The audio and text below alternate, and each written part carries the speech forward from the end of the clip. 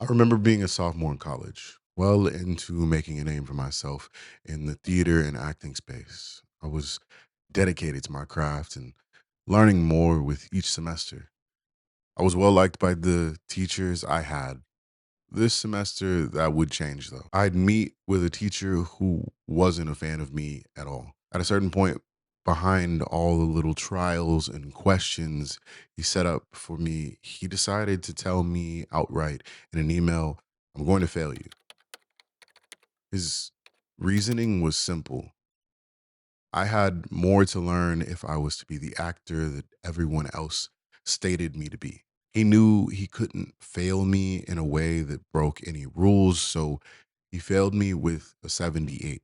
I know this isn't a failing grade, but this was a capstone course, so I needed a B to move on to the secondary half of my department. Failing meant I'd have to wait another 2 semesters since the course was only given in the spring. I had to figure out how I was going to solve this problem, but no solution ever came up. So I decided maybe it was time to switch majors. I mean, I didn't think you needed to go to college to become an actor, anyways. My mom just really wanted me to have a degree, and I only really wanted to act. I somehow found my way into the journalism department. I found a real fondness for telling stories about the world based on real information and personal thought. It probably helped that I was also just good at it. To fully become a part of the journalism department, though, you had to pass an entry exam. I studied for it and kept acting in the background to focus on this. This new degree field that would get me a job out of college and create a sense of stability for me after graduation. Something that would make my mom proud and give me what I needed after graduation, whatever that might be. After months of studying and missing more and more time acting, I took the test and failed. On the plus side, I could take the test again and only failed by 1 point. So I studied harder in order to ensure what I missed wasn't missed again. Even with all this, I failed again. This hurt more than being stifled in the theater program. Maybe because I gave up so much to try this thing that wasn't fully who I was. Maybe because I was throwing myself around like a madman, trying to succeed and continuing to be met with failure. I had my first anxiety attack, panicked and in fear on the seventh floor of the university parking lot at 9 at night. For the next few years, my life wasn't very creative at all. I put YouTube, music, poetry, and anything else that wasn't work to the side. I kept wanting to go back, but I couldn't. Even when I started making music fully, I didn't feel like I was all the way in. Today, I want to talk about a movie that resonated with me in a way I didn't expect and a silly game I downloaded that made me think far too deeply about my own life. As always, this is a new channel. Like, comment, and subscribe. Let's get into today's video. I want you down below to tell me if there was ever a moment that you found yourself in a sort of similar situation, being met with failure after failure while trying to pursue something that you were really, really passionate about, or maybe putting something that you were really, really passionate about on the back burner because you wanted to find yourself in matching with the world and what you needed to do and the things that you felt like society was pushing you towards. Let me know in the comment section. I'm going to be very honest. I've been trying to write about this for a while now. I've talked to friends about overthinking what I'll say. I've written countless statements. The truth is, it's hard to write about these two pieces of media because they sparked something in me that I'm afraid of and I didn't even know. I think everyone has had a moment where they realize that maybe they aren't going after the things they really want out of life and haven't been for some time. Okay, so before I move forward, everything else is full of spoilers. It's not dramatic, but there are a few spoilers. If you haven't seen I Saw the TV Glow, or you haven't played Dungeons of Hinterworld and you want to see it slash play it and hate spoilers, pause this now, put it in your watch later, and come back when you've seen it. If you don't care about spoilers, then keep listening. I Saw the TV Glow follows the life of Owen, a pretty timid teen who becomes friends with a girl in his high school named Maddie. who introduces him to a show called The Pink Opaque, a late night tween show about two girls fighting monsters of the week on the psychic plane, while the threat of Mr. Melancholy looms over them. It's very spooky. It's a vibe. It's very 90s sitcom.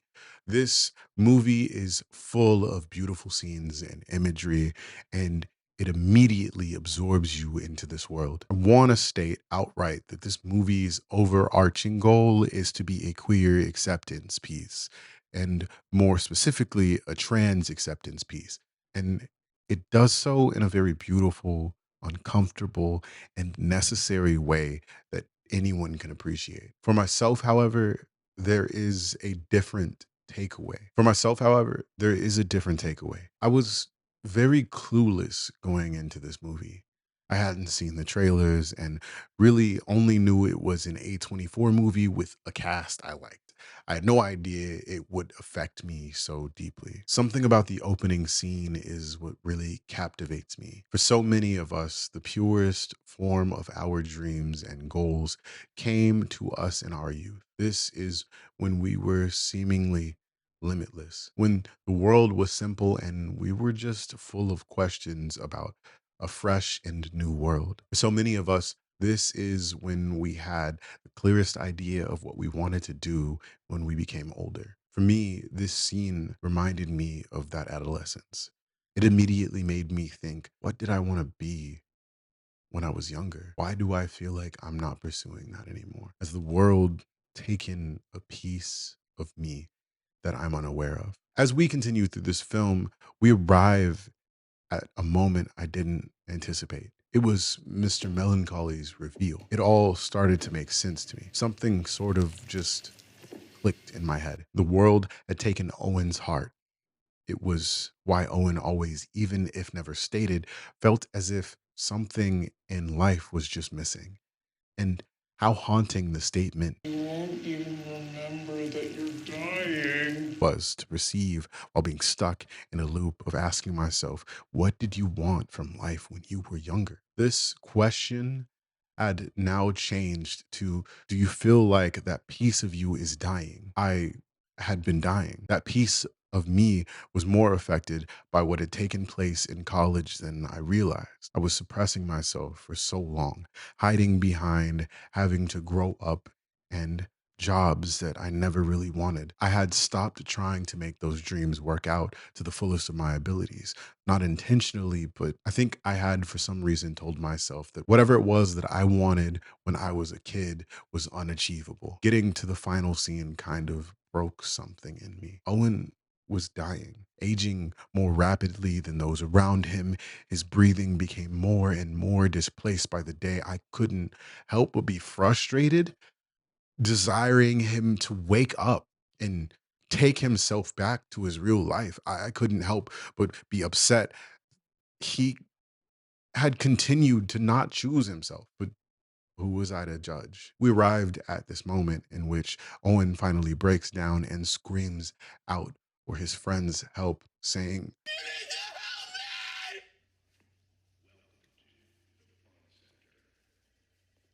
I'm dying right now.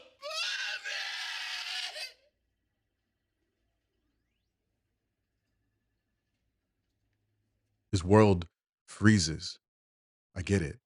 It was all so unbelievable. The thought that another life, a more aligned life, was possible was so hard to believe, is so hard to believe. Mr. Melancholy had won. Melancholy had won. In the final moments, we see Owen decide to check for himself if everything Maddie had told him was true.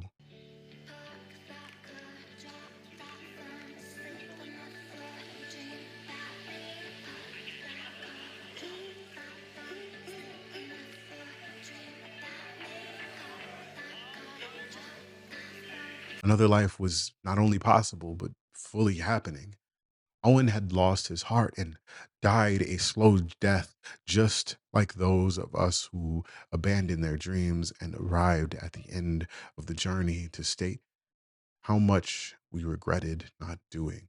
Now I want to talk about Dungeons of Hinterberg and why chasing magic rather than just building it in your own life can be dangerous. I picked this game up out of sheer boredom, and I'm really glad I did. Dungeons of Hinterberg take place in the Austrian Alps with our main character, Luisa, a post-grad law student who's trying to reintroduce magic into her life by taking a trip to a town full of just that. As we enter this world, we are introduced to the people within the town and the dungeons that have seemingly appeared out of nowhere, containing magic, monsters, and puzzles. People travel from all parts of the world these days to try their hand at these dungeons. Some have even made a career out of it. The thing I focused on while playing the game, however, wasn't the lore behind the dungeons and the main story, even though it was amazingly written. I paid more attention to everyone in the town's interaction with magic. The many relationships you could build upon in the game were compelling and opened up dialogue I would come to attach myself to. The main character initially comes into this new adventure scared and a bit unsure of what she's gotten herself into. This is contrasted by her talking about her life and how she's felt her entire life. It always felt clear what the smart next thing to do was and what step would lead her there. And how, if there's always a next step that's not far off to reach you, you don't think too much about whether or not you're even on the right path. You don't risk taking an unknown turn if you're constantly tired from just moving straight ahead. Here was another instance of someone avoiding who they are by just letting life and society's pre planned way of being guide them. As we continued through this game, we came to the understanding a lot of people are using this event to avoid things, to avoid a piece of themselves that they continued to neglect. For some characters, it's shying away from the fat kid they used to be, who was passionate about the specifics of hunter gear, and in shying away from that person couldn't fully accept or be who they were meant to be. Or to the girl spending her college summers in this town working two jobs to support herself, leaving only an hour or less out of the week for herself to do what she came to do, not realizing that she wasn't really living out her summers. These characters all seem to need this place. They all seem to need more magic in their life. They all seem to think that coming here and fighting in the dungeons will help them in some way escape the lives they live. The irony is that they needed each other more than they needed the magic. As the story continues, we come to find out that the dungeons, once completed, will make all the magic in the town disappear.